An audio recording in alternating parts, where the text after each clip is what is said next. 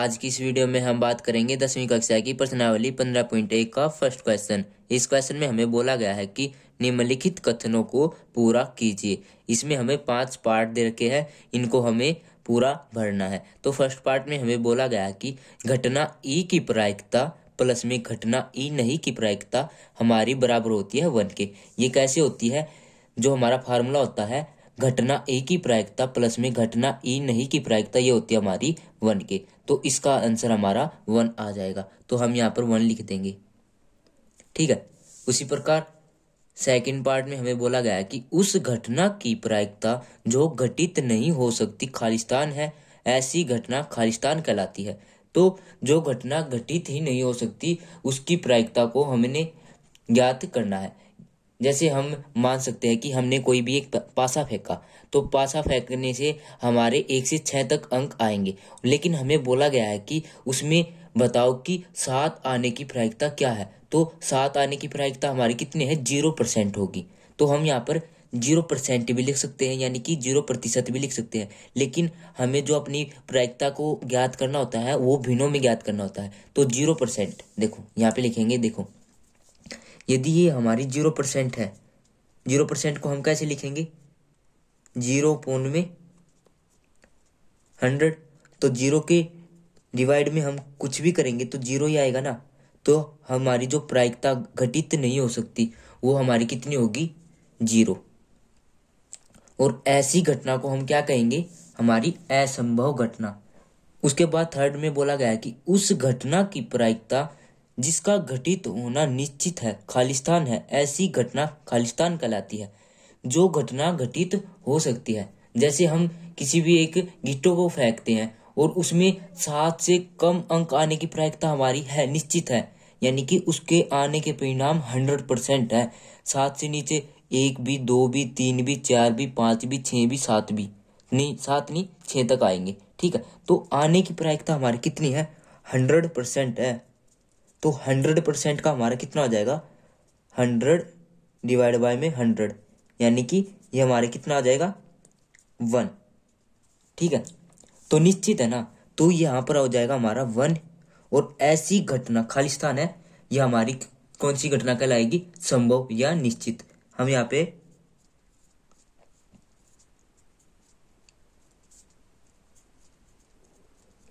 यह हो गई हमारी निश्चित घटना, ठीक है। उसके बाद फोर्थ पार्ट में बोला गया है कि किसी प्रयोग की सभी प्रारंभिक घटनाओं की प्रायिकता का योग खालिस्तान होता है। देखो जैसे हम कोई भी प्रयोग करते हैं उसकी सभी घटनाओं का योग हमारे किसके बराबर होता है? 1 के बराबर होता है। जैसे हम मानेंगे कि हम एक पासे को फेंकते हैं, पासे को फेंकेंगे तो 1 आने की प्रायिकता हमारी कितनी होगी? 1/6 प्लस में 2 आने की प्रायिकता भी हमारी क्या होगी? 1/6। 3 आने की भी प्रायिकता हमारी कितनी होगी? 1/6। 4 आने की प्रायिकता हमारी 1/6। 5 आने की प्रायिकता हमारी 1/6 और 6 आने की प्रायिकता भी हमारी 1/6। तो हम किसी भी प्रयोग को हम यदि योग करेंगे, यानी कि किसी भी प्रयोग को हम जोड़ेंगे, तो हमारी जो प्रायिकता आएगी वो क्या आएगी? वो हमारी आएगी 6/6, यानी कि 1, ठीक है। तो इसका आंसर आ जाएगा हमारे पास 1, ठीक है। उसी प्रकार फिफ्थ पार्ट में बोला गया है कि किसी घटना की प्रायिकता खालिस्तान से बड़ी या उसके बराबर होती है तथा उसे छोटी या उसके बराबर होती है। यानी कि देखो जो हमारी कोई भी घटना है ना, वो तो चाहे तो वो घटित होगी या नहीं होगी, ठीक है। और उसके में बोला गया है कि ये घटना किसके बराबर या किससे छोटी होगी। देखो कोई भी घटना चाहे तो 0% होगी या 100% होगी, ठीक है। तो 0% हमारा कितना होता है? 0। और 100% हमारा कितना होता है? 1। यानी कि जो हमारी प्रायिकता है ना वो 0 से तो क्या होगी? ये होगी हमारी 0 से बड़ी, ठीक है। 0 से तो बड़ी होगी और 1 से छोटी होगी, ठीक है। तो ये हो जाएगा हमारा यहाँ पर 0, ठीक है। यानी कि प्रायिकता 0 से बड़ी या उसके बराबर होती है तथा 1 से छोटी या उसके बराबर होती है, ठीक है। अब हम चलते हैं हमारे सेकंड क्वेश्चन में। सेकंड क्वेश्चन में हमें बोला गया है कि निम्नलिखित प्रयोगों में से किन किन प्रयोगों के परिणाम सांप्रायिक है, स्पष्ट कीजिए। तो हमें पता होना चाहिए कि सांप्रायिक परिणाम होते क्या हैं। सांप्रायिक परिणाम वे परिणाम होते हैं जिनकी प्रायिकता समान हो, उसे सांप्रायिक परिणाम कहते हैं। जैसे हम एग्जाम्पल लेकर चलते हैं, जैसे हमने कोई भी एक सिक्का उछाला, तो सिक्का उछालने से उसकी प्रायिकता क्या क्या आएगी। एक तो हेड आएगा, यानी कि हेड आने की हमारी प्रायिकता क्या होती है, 1/2। ठीक है। और टेल आने की प्रायिकता हमारी क्या होती है, 1/2। तो ये दोनों ही प्रायिकताएं समान है ना, तो ये हम क्या कहेंगे, ये हमारे सांप्रायिक परिणाम या प्रायिकता कुछ भी कह सकते हैं। ठीक है। तो ये तो होगा हमारा फर्स्ट एग्जाम्पल। तो हम सेकंड एग्जाम्पल लेते हैं। तो सेकंड एग्जाम्पल में हम अपने एक पासे को फेंकते हैं, तो पासे में 1 आने की प्रायिकता क्या होगी, 1/6। 2 आने की प्रायिकता भी 1/6। 3 आने की प्रायिकता भी 1/6। 4 आने की प्रायिकता भी 1/6। 5 आने की प्रायिकता भी क्या होगी हमारी, 1/6। और 6 आने की प्रायिकता भी हमारी 1/6। तो ये सारे के सारे जो परिणाम है ना, ये समान है, तो ये भी हमारे क्या होंगे, सांप्रायिक परिणाम। ठीक है। उसी प्रकार हम थर्ड एग्जाम्पल लेते हैं। जैसे हम मानते हैं हमारे पास कोई भी एक बैग है, और बैग के अंदर है ना 3 लाल गेंद और 2 काली। ठीक है। तो लाल गेंद निकालने की प्रायिकता क्या होगी हमारी, 3/5। ये होगी हमारी लाल गेंद निकालने की प्रायिकता। और काली गेंद निकालने की प्रायिकता क्या होगी हमारी, 2/5। ठीक है। तो ये दोनों प्रायिकता ये अलग अलग है, तो ये हमारी सांप्रायिक प्रायिकता यानी कि सांप्रायिक परिणाम नहीं होंगे। ठीक है। तो अब हम चलते हैं हमारे क्वेश्चन की तरफ। फर्स्ट पार्ट में हमें बोला गया है कि एक ड्राइवर कार चलाने का प्रयत्न करता है, कार चलना प्रारंभ हो जाती है या कार चलना प्रारंभ नहीं होती। जैसे हम अपनी कार को स्टार्ट करते हैं, तो वह करीबन करीबन 10, यदि हम 10 बार ट्राई करेंगे तो वो 10 में से करीबन करीबन 9 बारी स्टार्ट हो जाएगी। और लेकिन वो एक बार ऐसा भी होगा कि वो स्टार्ट नहीं होगी। ठीक है। तो कार स्टार्ट होने की प्रायिकता हमारी कितनी है, 90%। और कार स्टार्ट नहीं होने की प्रायिकता हमारी कितनी है, 10%। तो 90% और 10%, यानी कि 90% की हम प्रायिकता निकाल लें। ठीक है। और 10% की हम अपनी प्रायिकता निकाल लें, तो ये दोनों अलग अलग है ना। ठीक है। तो जो ये फर्स्ट पार्ट का आंसर होगा हमारा, यह होगा, यह सांप्रायिक परिणाम नहीं है। ठीक है। उसी प्रकार एक खिलाड़ी बास्केटबॉल को बास्केट में डालने का प्रयत्न करती है, यानी कि कोई एक खिलाड़ी है, वो बास्केटबॉल को बास्केट में डालने का प्रयत्न करती है। ठीक है। तो वह तो एक खिलाड़ी है ना, तो खिलाड़ी में क्या होगा, उसमें उस खेल को खेलने की काबिलियत है, तो वह करीबन करीबन 80% मानते हैं।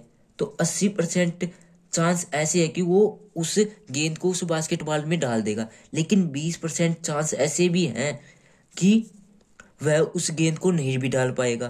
तो यह परिणाम अलग अलग है ना, तो यह सांप्रायिक परिणाम नहीं होंगे। उसी प्रकार अब हम थर्ड में देखते हैं। थर्ड में क्या बोला गया कि एक सत्य असत्य प्रश्न का अनुमान लगाया जाता है। ठीक है। उत्तर सही या गलत होगा, इसमें हमें पूरी इंफॉर्मेशन नहीं दे रखी। इसमें बोला नहीं गया कि कोई एक विद्यार्थी से पूछा गया है या एक सामान्य व्यक्ति से पूछा गया है। ठीक है। तो हम इसमें अनुमान, जहाँ पर अनुमान आ जाता है वहां पर हमने तुलना करनी होती है, और तुलना का मतलब होता है 50-50% चांस, यानी कि जो हमारे सत्य और असत्य है ना, उनमें दोनों में 50-50% चांस है। 50 इसमें है, 50 इसमें है। ठीक है। तो इसमें बोला गया कि उत्तर सही या गलत होगा, सही या गलत होगा, तो 50-50% चांस है। तो थर्ड का होगा हमारा, यह एक सांप्रायिक परिणाम है। फोर्थ में हमें बोला गया है कि एक बच्चे का जन्म होता है, वह एक लड़का है या लड़की है। ठीक है। तो हम मानते हैं कि वह एक लड़का है, तो लड़के के परिणाम क्या होगी हमारे, प्रायिकता, यानी कि लड़के के आने की प्रायिकता क्या होगी हमारी, 1/2। और लड़की के आने की प्रायिकता भी क्या होगी हमारी, 1/2। तो ये दोनों ही रिजल्ट हमारे समान है। ठीक है। तो यह हो गए हमारे समप्रायिक परिणाम। ठीक है।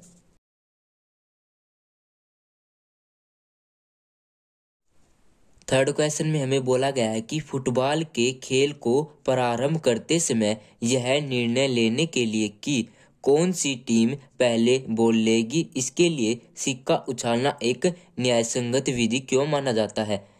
सिक्का उछालना न्यायसंगत विधि इसलिए माना जाता है, देखो जो हमारी हेड आने की प्रायिकता है वह हमारी कितनी है, 1/2, और टेल आने की प्रायिकता भी क्या होगी हमारी, 1/2, यानी कि ये हो गए हमारे 50% हेड आने के चांस और 50% टेल आने के चांस। तो यह हो गया हमारे क्या हो गए, एक समप्रायिक परिणाम। ठीक है। तो यह सांप्रदायिक परिणाम होने के वजह से दोनों ही टीमें 50-50% के हकदार होगी। तो यह हमारी एक न्यायसंगत विधि है। तो हम इसके आंसर में लिखेंगे सिक्का उछालना एक न्यायसंगत विधि इसलिए है क्योंकि सिक्का उछालने से यह एक सांप्रदायिक परिणाम या सांप्रदायिक घटना बन जाती है। फोर्थ क्वेश्चन में हमें बोला गया है कि निम्नलिखित में से कौन सी संख्या किसी घटना की प्रायिकता नहीं हो सकती। तो हमारी जो 2/3 है यह हमारे क्या बनेगी, 0.66। ठीक है। और जो हमारी 15% है तो इसको हम क्या लिखेंगे, 15 डिवाइड बाय में 100। ठीक है। तो इसको कैंसिल करेंगे तो जो हमारा आंसर आएगा, इसको हम 5 से कैंसिल करते हैं, 5 3 जा और 5 20। ठीक है। तो इसको इसके साथ डिवाइड करेंगे तो भी हमारा 0.15 आ जाएगा। ठीक है। और 0.7 यह तो खुद ही हमारा 0 से बड़ा और 1 से छोटा है। तो जो हमारी प्रायिकता है ना वो कभी भी माइनस में नहीं होगी। ठीक है। तो जो भी आंसर है वो हमारा सही है। उसके बाद फिफ्थ में हमें बोला गया है कि यदि पीई की प्रायिकता 0.05 है तो ई नहीं की प्रायिकता क्या होगी। तो जो हमारा फार्मूला होता है प्रायिकता का वो होता है पीई की प्रायिकता प्लस में पी नोट ई की प्रायिकता इक्वल होती है हमारी 1 के। तो पीई की प्रायिकता हमारे पास 0.05 है और पी नोट ई की प्रायिकता हमने ज्ञात करनी है। तो पी नोट ई की प्रायिकता हमारी 1 की इक्वल होगी ये, और ये यहाँ पर प्लस में है तो यहाँ पर माइनस में हो जाएगा। तो पी नोट ई की प्रायिकता हो जाएगी हमारे पास 1 माइनस में 0.05। तो पी नोट ई की प्रायिकता आ जाएगी हमारे पास 0.95। ठीक है। तो पी नोट ई की प्रायिकता हमारी 0.95 आ गई। सिक्स्थ क्वेश्चन में हमें बोला गया है कि एक थैले में केवल नींबू की महक वाली मीठी गोलियां हैं। मालिनी बिना, यानी कि मालिनी कोई एक औरत है, बिना थैले में झाके उसमें से एक गोली निकालती है। इसकी क्या प्रायिकता है कि वह निकाली गई गोली एक संतरे की महक वाली गोली है या वह नींबू की महक वाली गोली है। इसमें हमें ध्यान से पढ़ना है क्वेश्चन को कि एक थैले में केवल नींबू की महक वाली गोलियां हैं, संतरे की महक वाली गोलियां नहीं है। यानी कि संतरे की महक वाली गोलियों के आने के परिणाम हमारे क्या है, 0%। तो 0% क्या होता हमारा, 0।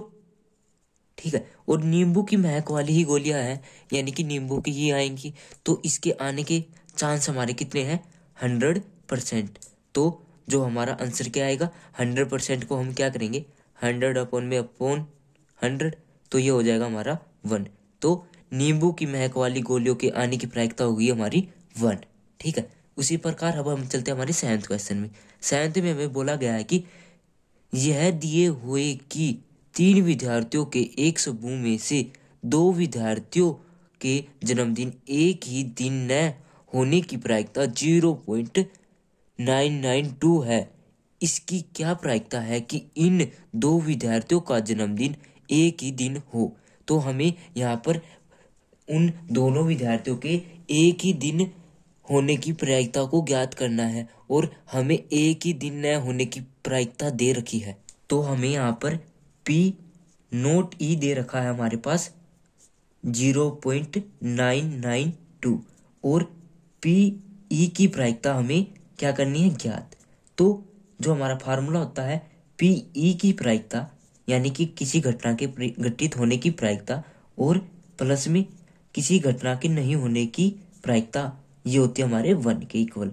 ठीक है, तो पी ज्ञात करना है ना हमें, तो पी प्लस में पी नोट हमारे पास 0.992 बराबर है 1 के। ठीक है, उसी प्रकार अब हम अपने पी की ज्ञात कर लेंगे प्रायिकता, तो ये हो जाएगा हमारे 1 माइनस में 0.992। ठीक है, तो पी की प्रायिकता आ जाएगी हमारे 0.008।